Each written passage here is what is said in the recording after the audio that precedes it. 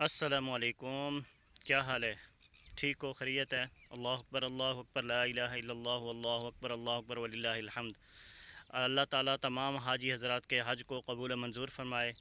और उन्होंने जो हज के अंदर इबादत की हैं, दुआएं की हैं, अपने अपने लिए दुआएं की हैं, उम्मत मुस्लिमा के लिए दुआएं की हैं, अपने अपने मुल्कों के लिए दुआ की हैं, अल्लाह ताला उन तमाम की दुआओं को कबूल मंजूर फरमाए और हमारे हक़ में भी कबूल मंजूर फरमाए।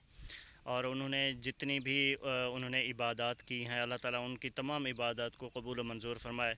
और जितने भी हाजी हज़रात गए हुए हैं पाकिस्तान से, बांग्लादेश, इंडिया, जहाँ जहाँ से भी मुसलमान हाजी हज़रात हज पर गए हुए हैं, अल्लाह ताला तमाम के हज को कबूल फरमाए। और हम उनको मुबारकबाद पेश करते हैं। अल्लाह ताला ने उनको ये तौफ़ीक दी है कि उन्होंने हज का फ़रीज़ा अदा किया है।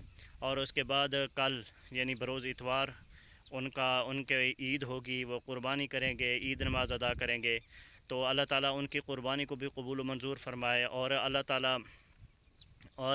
ताला उनकी इबादत को भी, उनकी क़ुरबानी को, उनकी ईद के अंदर जो इबादत करेंगे, नमाज़ पढ़ेंगे, दुआएं करेंगे, अल्लाह ताला उनको भी कबूल मंजूर फरमाए।